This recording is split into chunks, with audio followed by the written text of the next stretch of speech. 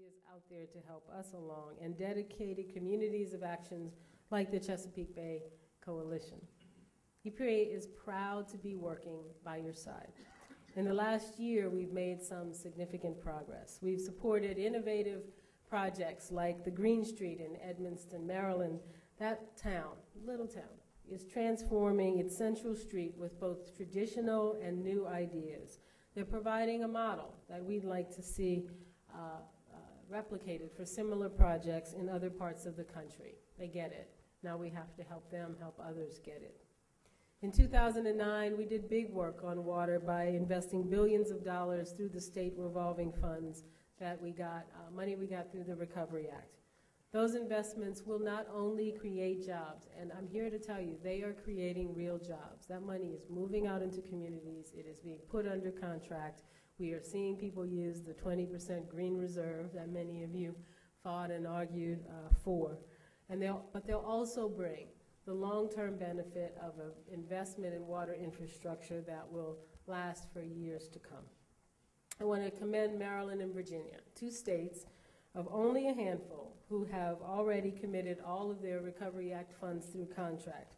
They are getting stimulus funding out into communities and putting it to where it's needed most and helping us help communities realize that those investments are paying off in a myriad of ways. We're developing an urban waters initiative, which we hope to unveil soon. And we've joined an interagency partnership for sustainable communities with HUD and with DOT to build communities that are at once prosperous and sustainable and protective of environmental resources and community health, protective of treasures like the Chesapeake Bay. EPA has even launched a new Facebook page called Water is Worth It, where people can post concerns and ideas and a few complaints, maybe more than a few, about how we deal with these critical issues. That's at facebook.com/EPA Water is Worth It. And I encourage you to visit and join the conversation. Last, but certainly not least, we have initiated, through presidential leadership and partnership with the states and DC, a renewed and re-envisioned effort to restore and protect the Chesapeake Bay. Last week, it was my honor to accept leadership, the chair of the Chesapeake Bay Executive Council, to follow Governor Kane and his extraordinary leadership in leading that very important partnership.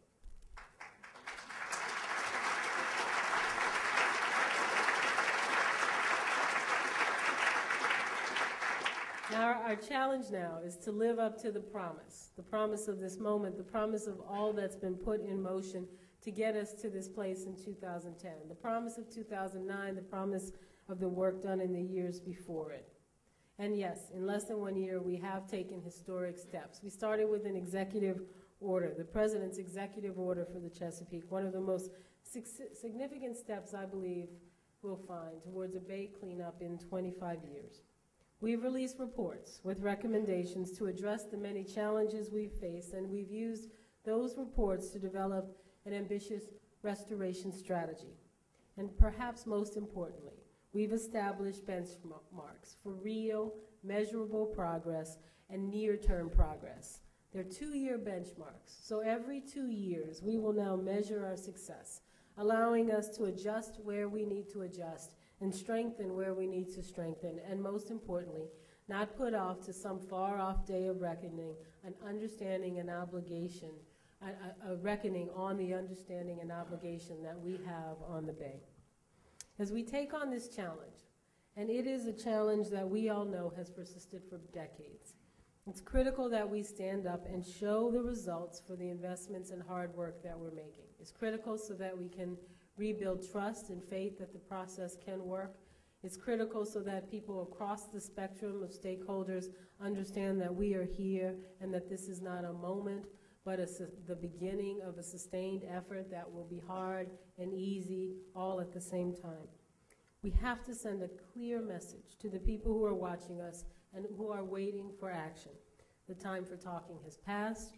We are ready to act, and we are settling for nothing less than real results, near-term results that you don't have to take our word for it, but you can measure and see on the ground. I want to thank Senator Cardin and Congressman Cummings for their commitment to this work. EPA supports reauthorization of the Chesapeake Bay program, and we look forward to working with Congress on legislation that will provide important new tools for our work in the Chesapeake. And of course, 2009 marked the beginning of the Choose Clean Water campaign. All of this has set the stage for the work we must do together in 2010. We've set the stage for the most rigorous framework to date for reducing pollution in the watershed. We've set the stage for bringing together the efforts of the district, the states, and the federal government.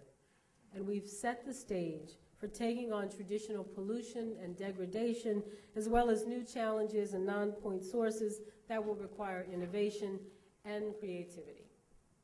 Just in May coming, we will release a final collaborative strategy with full implementation set to begin this year. We'll also be focused on new total maximum daily load standards for the Bay. By the summer of 2010, the states and DC will submit draft plans for TMDL pollution limits and reductions. By November of 2010, we'll identify gaps in state and DC programs that must be closed in order to meet the pollution limits.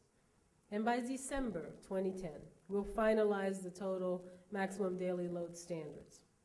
Those TMDL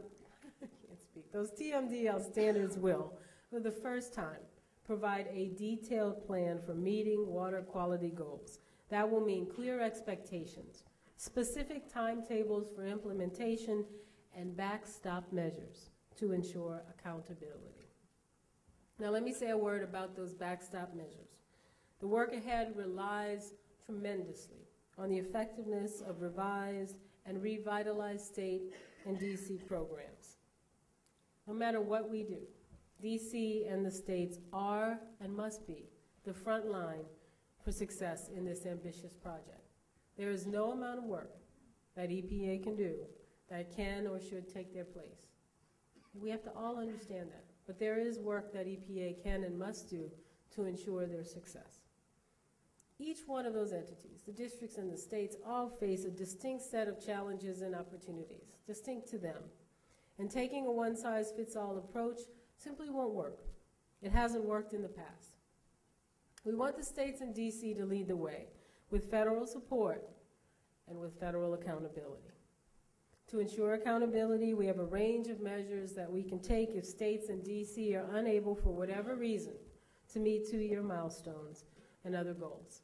These include working with the states to expand coverage of NIPD's permits to sources that are currently unregulated, or providing new oversight of state-issued NIPD's permits, or requiring additional pollution reductions from point sources such as wastewater treatment plants, increasing federal enforcement and compliance in the watershed, prohibiting new or expanded discharges of pollution unless sufficient offsets are provided, redirecting EPA grants towards pollution control priorities, and establishing finer scale load allocations in the Bay TMDL. With increased federal accountability measures, we also plan to increase federal support. Along with technical assistance and the work of the 10 agencies engaged in this effort through President Obama's executive order, EPA will provide $11.2 million in new grants for the states in this fiscal year, 2010.